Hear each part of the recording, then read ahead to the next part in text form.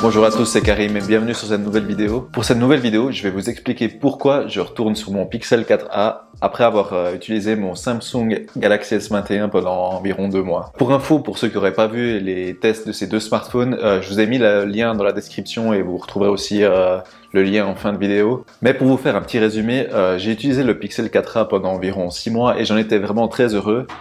Cependant, le Pixel 4a reste un milieu de gamme et j'avais envie d'un téléphone un peu plus puissant et avec un design un peu plus soigné. C'est pourquoi je me suis dirigé vers le Galaxy S21. Cependant, même si le S21 est vraiment un super smartphone, il y a quelques raisons qui m'ont poussé à revenir vers le Pixel 4a et je vais vous expliquer tout ça dans cette vidéo. Alors, avant que vous m'allumiez dans la section des commentaires avec des Karim, mais t'es fou quoi, comment tu peux comparer ces deux smartphones? Alors bien entendu, le Galaxy S21 est un bien meilleur smartphone à pratiquement tous les niveaux que le Pixel 4a, notamment au niveau du hardware. Le Galaxy S21 a une qualité d'écran incomparable, des performances bien supérieures et des bonus que le Pixel 4a n'a pas. Mais le Pixel 4a a des avantages uniques qui, même en étant un smartphone qui fait pratiquement le tiers du prix du Galaxy S21, le rendent toujours attirant. Alors quelles sont ces raisons qui me font revenir au Pixel 4a? Je vais vous expliquer tout cela maintenant.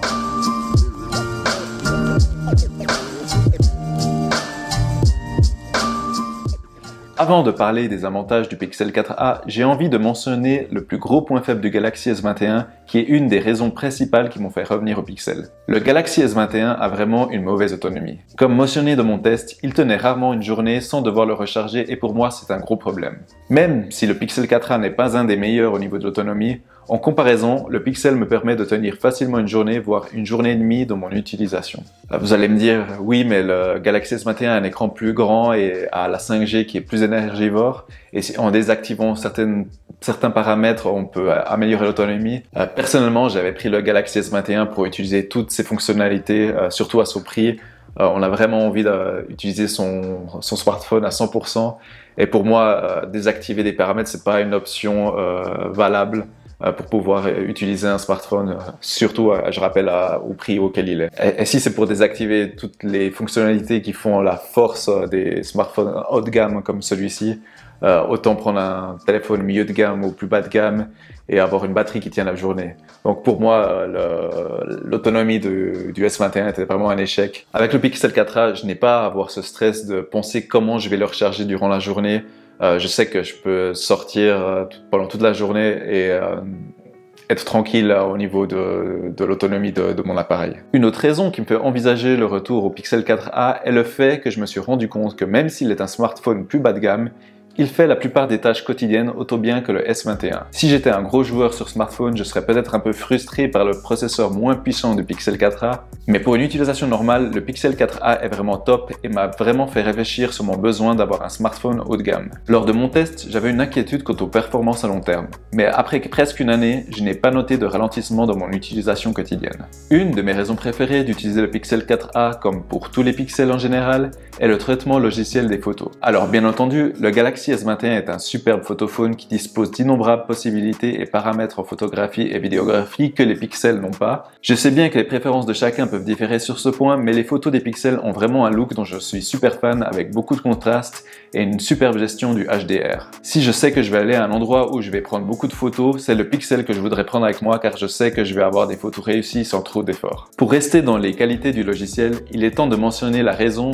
qui est sûrement la principale de mon attrait pour le Pixel 4a. Le plus grand atout du Pixel est pour moi ce que j'appelle l'expérience Pixel, qui est globalement un logiciel Android pur et clean. Je sais bien que les préférences de chacun peuvent aussi différer sur ce point, mais pour moi l'expérience logicielle prime sur les gadgets hardware qui peuvent être souvent inutiles. J'aime le fait qu'il n'y ait pas de doublons d'applications ou des applications préinstallées inutiles et que l'on retrouve que quelques applications Android par défaut. Étant en plus un grand utilisateur des services Google, j'avoue que cela m'arrange très bien. En parlant de services Google, je suis un très grand fan de Google Photos qui est l'application galerie par défaut sur les pixels. Samsung a sa propre application galerie auquel je ne trouve spécialement aucun problème, mais je n'ai personnellement pas très envie de l'utiliser et ça me rend fou de ne pas pouvoir la désactiver et utiliser uniquement Google Photos. De plus, comme vous avez pu le voir, Google Photos a cessé de donner la possibilité de stocker gratuitement et de manière illimitée les photos et vidéos et laisse maintenant uniquement 15 GB de stockage gratuit. Cette limite n'est pas prise en compte sur les smartphones Pixel. Donc sur les smartphones Pixel, vous pouvez vraiment encore stocker vos photos et vidéos de manière illimitée et gratuite. Et pour moi, c'est une autre bonne raison de choisir un Pixel comme smartphone sur Android. Autres atouts de l'expérience Pixel que j'ai parlé auparavant et qui sont des raisons supplémentaires de retourner sur Pixel sont la mise à jour immédiate du logiciel et l'ajout de Pixel Features. En effet, Google, étant le propriétaire d'Android, a clairement une longueur d'avance en ce qui concerne la mise à jour de ses appareils et il n'y a donc aucune attente à avoir pour la mise à jour du logiciel des Pixels, exactement comme ce que l'on peut voir sur iOS avec les iPhones. De plus, Google ajoute parfois de nouvelles fonctionnalités appelées Pixel Features qui donnent l'impression d'avoir un smartphone qui se renouvelle au fil du temps, sans parler du fait que vous êtes sûr d'avoir un smartphone à jour pour minimum 3 ans. Samsung s'est également engagé à garder ses smartphones à jour pour minimum 4 ans, mais malheureusement les mises à jour sont encore un peu lentes sur les autres smartphones Android. Même si Samsung s'est énormément amélioré sur ce côté-là, notamment sur les mises à jour de sécurité qui arrivent assez vite, il faut toujours attendre quelques semaines à voire quelques mois après la sortie officielle de la nouvelle version d'Android. Ce qui m'amène à un autre avantage logiciel des Pixels qui est le prochain Android 12. Google a récemment fait la démonstration des nouvelles fonctionnalités et surtout d'une nouvelle interface dont le design graphique me plaît personnellement énormément. Du coup, j'ai vraiment hâte d'installer cette nouvelle version dans le courant du mois de septembre. Bien entendu, Samsung mettra également à jour ses S21 avec Android 12, mais vous pouvez être sûr que l'interface aura une touche graphique différente et plus Samsung-esque. Sans parler du fait qu'elle sera sûrement disponible bien plus tard comme je l'ai expliqué auparavant. Mais bien sûr, tout cela reste encore que pure spéculation de ma part. J'arrive à la dernière raison qui est finalement la raison principale qui saute aux yeux lorsqu'il faut faire un choix entre ces deux smartphones, c'est la prise jack. Je rigole, c'est bien entendu le prix. 349 € contre 859 € au prix de lancement. Ça fait plus de 500 € de différence. Donc, ce que vous comprenez bien, vous pouvez acheter deux Pixel 4a plus de très bons écouteurs sans fil pour atteindre le prix de base du Galaxy S21. J'en parle dans ma conclusion du test du Pixel 4a en disant que certaines personnes vont davantage profiter des fonctionnalités et des gadgets hardware d'un Galaxy S21 par exemple. Cependant, je pense vraiment que le Galaxy S21 n'est pas 500 € meilleur qu'un Pixel 4a. Le Pixel 4a est vraiment le seul smartphone qui me fait oublier que j'ai un smartphone plus bas de gamme entre les mains. Et pour moi, c'est ça, justement ça, sa plus grosse qualité.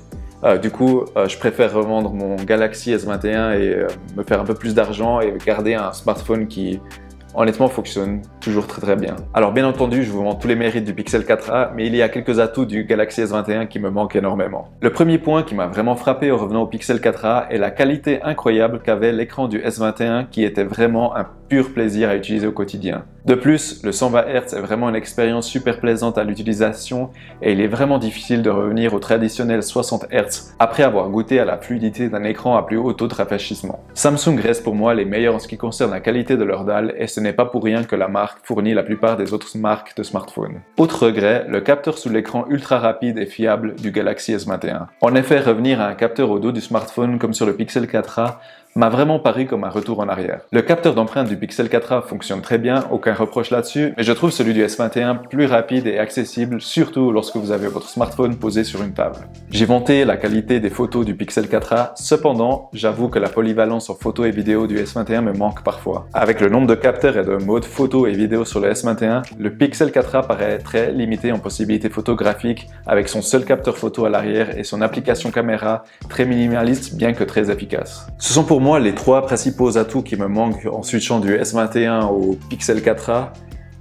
Mais le S21 a d'autres atouts que je pense la plupart des gens attendent d'un smartphone en 2021. Pour ma part, ce n'est pas une nécessité, mais j'imagine que beaucoup de gens cherchent à avoir la recharge sans fil sur son smartphone et il faut noter que le Pixel 4a n'a pas cette option contrairement au S21. Je reconnais aussi que le Pixel 4a ne fait pas tourner les têtes avec son design, même si je le trouve personnellement plaisant et de bonne qualité. La plupart des gens vont apprécier le design un peu plus soigné d'un S21 grâce aux matériaux un peu plus nobles et surtout grâce à la qualité de son écran qui n'a pratiquement pas de bordure visible. Et finalement, pour les power users qui recherchent le meilleur dans les performances pour pouvoir jouer aux jeux les plus gourmands, le S21 est bien entendu un bien meilleur choix pour remplir ce besoin. Pour conclure, je tiens à dire que je n'ai pas fait cette vidéo pour dire que le Pixel 4a est meilleur que le Galaxy S21, bien au contraire.